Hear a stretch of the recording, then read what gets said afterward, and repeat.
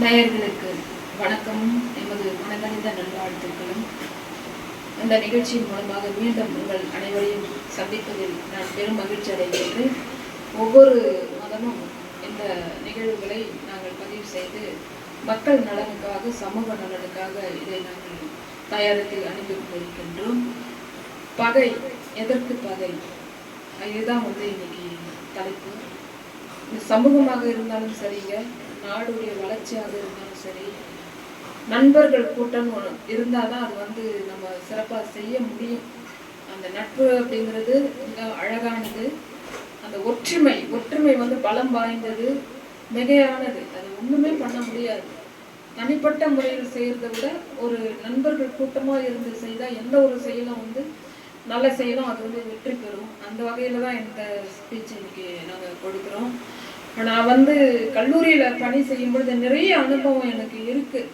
அட்மிஷனுக்காக நிறைய பேரை நான் சந்திச்சிருக்கேன். அதில் நிறைய எனக்கு அனுபவம் கிடைச்சிருக்கு. இதில் ஒரு மாணவரை நான் கல்லூரியில் சேர்ப்பதற்காக நான் காத்து கொண்டிருந்தேன். அந்த பெற்றோர்களும் வருவதாக எனக்கு தகவல் கொடுத்திருந்தார்கள். அவர்கள் வந்து விட்டார்கள். 1 hour அவங்க எனக்காக காத்துக்கிட்டு இருக்காங்க. ஆனால் நான் வர கொஞ்சம் லேட் ஆகிடுச்சு. அதனால் காத்திருந்த அந்த பெற்றோர்கள் கையில் பார்த்தீங்கன்னா அந்த பையனுடைய அப்பா தான் எனக்காக காத்துக்கிட்டு இருந்தாரு. நான் வந்ததும் எனக்கு உனக்க வச்சுட்டு, மேடம் உங்களுக்காக ரொம்ப நேரம் காத்துருக்கோம், என்னுடைய மகனை காலேஜில் அட்மிஷன் பண்ணணும் அப்படின்னு சொன்னாங்க.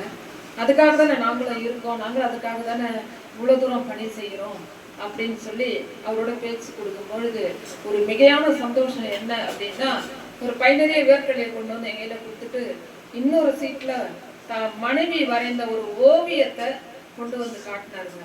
அந்த ஓவியம் பார்த்தீங்கன்னா நான் உட்காந்து எழுதுற மாதிரி ஒரு ஓவியத்தை, அது அவங்க என் கூட ஒர்க் பண்ண டீச்சர் தான். அவங்களுடைய மகனை தான் காலேஜில் சேர்க்கறதுக்காக நான் அட்மிஷன் கொடுக்கறதுக்காக இருந்தோம். அப்போ தான் அவர் வந்திருந்தார். என்னுடைய அந்த எழுதுற மாதிரி ஒரு ஓவியத்தை அந்த என் கூட ஒர்க் பண்ண டீச்சர் வரைஞ்சி தன்னுடைய கணவர்கிட்ட கொடுத்து அனுப்புனாங்க. எனக்கு பிடிக்கும்னு சொல்லி வேர்க்கண்ணையும் கொடுத்து அனுப்புனாங்க. அதை ஏன் நான் சொல்ல வரேன் அப்படின்னு சொன்னால், கணவன் என்பவர் மனைவியினுடைய துணைவர். சிவபெருமான் இடது பாகத்துல பார்வதி தேவிக்கு எப்படி இடம் கொடுத்தாரோ, மகாவிஷ்ணு இதயத்துல லட்சுமி மகாதேவிக்கு எப்படி இதயத்துல இடம் கொடுத்தாரோ, பிரம்மதேவன் எப்படி சரஸ்வதிக்கு நாவில் இடம் கொடுத்தாரோ, அந்த மாதிரி தான் வாழ்க்கை துணை என்றால் இன்பம் துன்பம் எல்லாவற்றிலும் சரிசமமாக மனைவியுடைய உணர்வுகளை புரிந்து கொண்டு அந்த நடைபயணம் செய்யும் பொழுது அந்த வாழ்க்கை ரொம்ப வெற்றிகரமா, சாதாரண வெற்றி கூட மட்டும் இல்லை, மிகப்பெரிய வெற்றிகரமான ஒரு வாழ்க்கையை கண்டிப்பா சந்திப்பாங்க. அந்த வகையில நான் தன்னுடைய மனைவி ஓவியத்துல ரொம்ப எக்ஸ்பர்ட் அப்படின்னு நினைச்சு நான் வரைந்த ஓவியத்தை ரொம்ப அன்பா கொண்டு வந்து என் மனைவி இந்த ஓவியத்தை வரைஞ்சாங்க பாருங்க அப்படின்னு சொன்னாங்க. அந்த அவருடைய அந்த அன்பு கலந்த அந்த ஒரு இதை என்னால ரொம்ப சந்தோஷப்பட்டேன். ஏன்னா என் கூட ஒர்க் பண்ண டீச்சரை தன்னுடைய கணவரை பற்றி எப்போ புகழ்ந்துகிட்டே இருப்பாங்க. நான் செய்யற எல்லா விஷயத்தையும் அவர் பாராட்டிக்கிட்டே இருப்பாரு. நான் என்ன கேட்டாலும் அவர் வாங்கி கொடுப்பாரு. அந்த மாதிரியான ஒரு குணம் தான் எனக்கு ஒரு கணவராக கிடைச்சிருக்காரு அப்படின்னு சொல்லி தான் அவங்க பெருமைப்பட்டாங்க.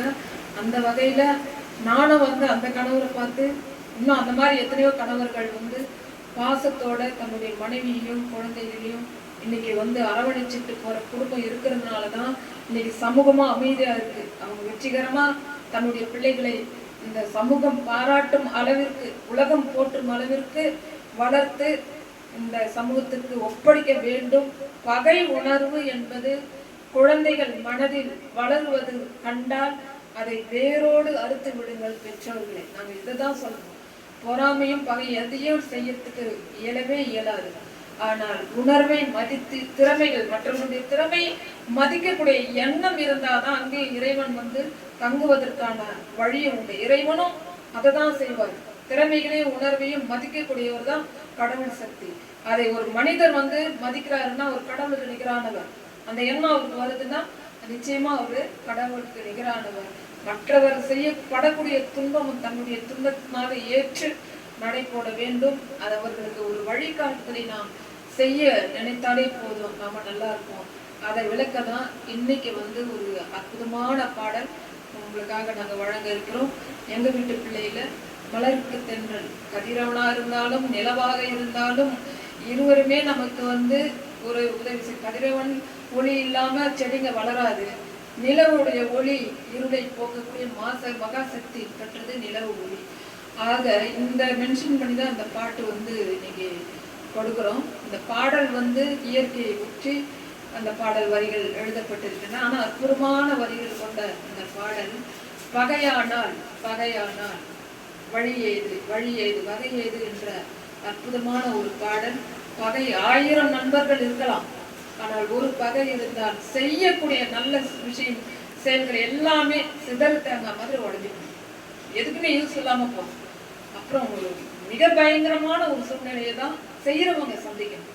அதனால நல்ல விஷயமா தான் பாராட்டக்கூடிய எண்ணம் நமக்கு இருந்தாலே இறை சக்தி தானாக நமக்கு கிடைக்கும், அருளும் கிடைக்கும் என்பதை கூறிக்கொண்டு நாம் நட்புடன் வாழ்வோம், அந்த வலிமையை பெருத்துக் கொள்வோம். குடும்ப சூழ்நிலையை ஒற்றுமையாக வைத்துக் கொள்வதற்கு அன்பு, பண்பு, பாசம் போன்ற வார்த்தைகளை அதிகமாக நாம் பயன்படுத்துவோம் என்பதை குறிப்பிட்டு விடைபெறுகிறேன். நன்றி, வணக்கம். இதோ அடுத்த பாடு உங்களுக்காக மலருக்கு தண்டல் அந்த பாட்டு உங்களுக்காக வழங்குகிறோம்.